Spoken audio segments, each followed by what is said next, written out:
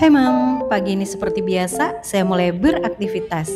Ini saya naruh telur yang baru kita beli. Dan pagi ini bangunnya agak kesiangan, jadi saya langsung masak. Ini saya bikin ayam bumbu rujak ya Mam. Saya pakai bumbu bawang merah, bawang putih, lengkuas, daun jeruk, dan cabai merah besar.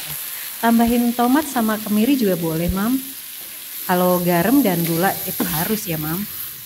Kalau penyedap boleh pakai, boleh enggak. Nah, kemudian ditambahin air biar bagus matangnya. Nah, kalau udah mendidih kayak gini, tinggal kita tunggu agak surut airnya, Mam.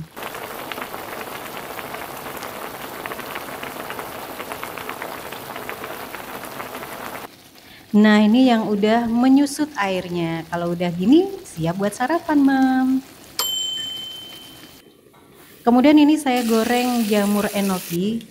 Kebetulan ada sisa jamur enoki cuman 3, jadi saya goreng aja. Takut takut keburu rusak Mam. Jadi saya goreng aja. Nanti saya pakein saus telur gitu aja ya Mam.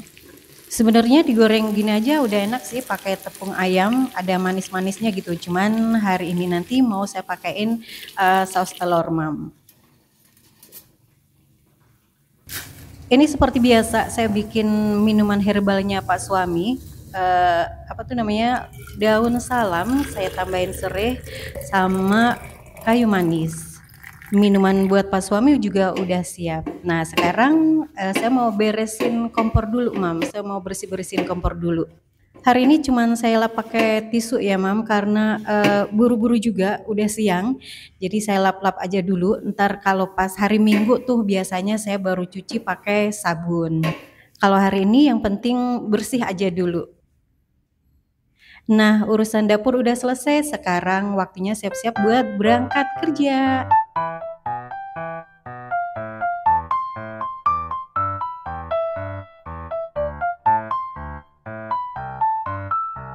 Sharing hari ini tentang hempas hutang ya Mam. Semoga suka dan semoga bermanfaat.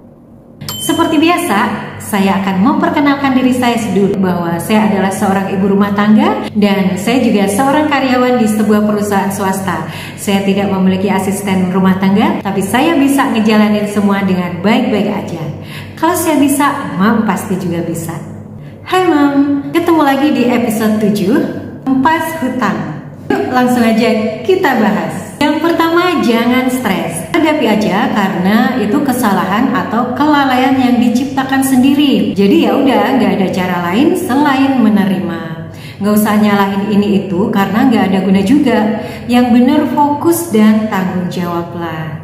Kemudian juga harus tetap tahu diri. Tahu diri bahwa masih punya utang gitu loh. Kalau belum bisa bayar ya dicicil dulu. Kalau belum sempat nyicil ya setidaknya adalah omongan permintaan maaf karena bulan ini belum bisa bayar.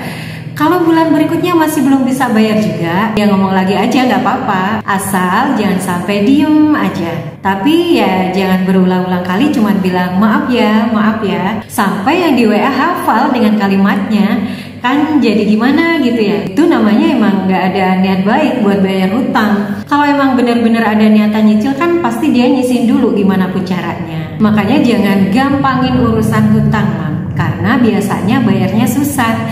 Coba deh dia kenangan dulu. Bener nggak ya yang saya bilang? Nah balik lagi ya Mam ke cara hempas hutang. Gimana sih cara bebasin diri dari hutang? Yang pertama, niat. Niat bismillah untuk benar-benar ingin melunasin hutang. Karena kalau nggak ada niat sampai kapanpun nggak akan sampai Mam. Kita pengen ke Surabaya misalnya, tapi kitanya duduk aja tanpa pergerakan, naik motor kah, naik mobil kah, ya nggak akan sampai-sampai ke Surabaya. Walaupun misal geraknya hanya pakai sepeda goes, dia bisa tetap sampai ke Surabaya gitu loh. Kemudian yang kedua, prioritaskan. Karena kalau nggak diprioritaskan pasti akan gagal terus. Waduh, ada butuh biaya ini, biaya itu. Ya, semua butuh biaya Mam. Yang diutangin pun juga butuh biaya juga. Jadi jangan hanya mikirin biaya diri sendiri, karena itu udah resiko Mam. Berani berhutang harus berani bayar. Tetap fokus untuk selesaiin hutang dulu, jangan ditunda-tunda.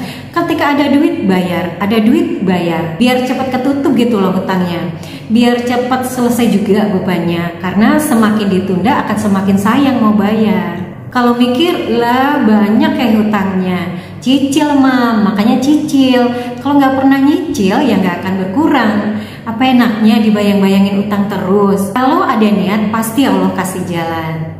Kemudian yang ketiga, masukkan ke dalam biaya utama.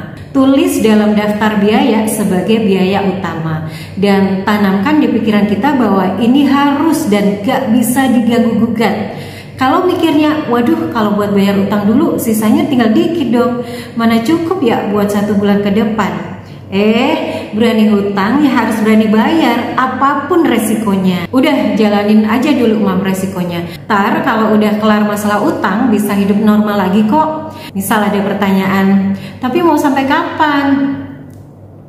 Manusia itu gak pernah tahu loh ya apa-apa yang akan terjadi pada diri sendiri. Tiba-tiba dapat rezeki nomplok kah sehingga bisa nutup utang, atau tiba-tiba malah jatuh sakit. Waduh, ini yang berat karena gak segera ngelunasin utang, akhirnya duitnya buat biaya sendiri. Makanya mumpung masih bisa, masih diberi kesempatan juga, lunasilah mam. Karena urusan utang dibawa sampai mati loh. Jadi berhati-hatilah. Kemudian yang keempat, berani nerima risiko dan ubah pola konsumtif. Misal, saat pergi-pergi nih, kalau gak ada duit buat beli sesuatu atau oleh-oleh, ya udah gak usah maksain, gak usah cari pinjaman lagi. Bukannya berkurang, malah nambah lagi hutangnya. Gak usah takut dengan pandangan orang tentang kita. Yang penting kita tetap happy, tetap ceria, santai. Orang gak akan tahu kok. Untuk apa juga nunjukin kesedihan kita ke orang lain. Mereka gak akan bisa bantu juga. Jadi menurut saya lebih baik diem, tapi otak kita bekerja. Daripada rame beli ini itu, tapi setelahnya susah. Kayak gimana ya? Heran aja mikirnya gitu loh. Mau-maunya dipermainkan hawa nafsu. Makanya yang benar kalahkan hawa nafsu. Kalau kata guru ngaji saya, paling berat itu melawan hawa nafsu. Nah, kemudian apabila ada yang ngerendahin karena keadaan yang kurang baik, ya diterima aja. Sikap menerima itu lebih aman. Walaupun kadang apa yang orang lain pikirkan itu salah. Biarin aja karena mereka memang taunya seperti itu. Jadi nggak apa-apa sih kalau menurut saya. Yang penting bisa nutup hutang dulu. Fokusnya nyelesain utang, ya udah ke situ aja mikirnya. Gak usah mikirin hal-hal yang mengacaukan fokus kita. Kalau ada yang rendahin, dipandang sebelah mata, maafkan. Karena bisa jadi pupuk rezeki kita gitu loh. Pernah baca bahwa kebaikan itu akan menarik magnet rezeki. Asal jangan merasa udah jadi orang baik. Karena yang bisa menilai sebuah ketulusan itu hanya Tuhan, hanya Allah.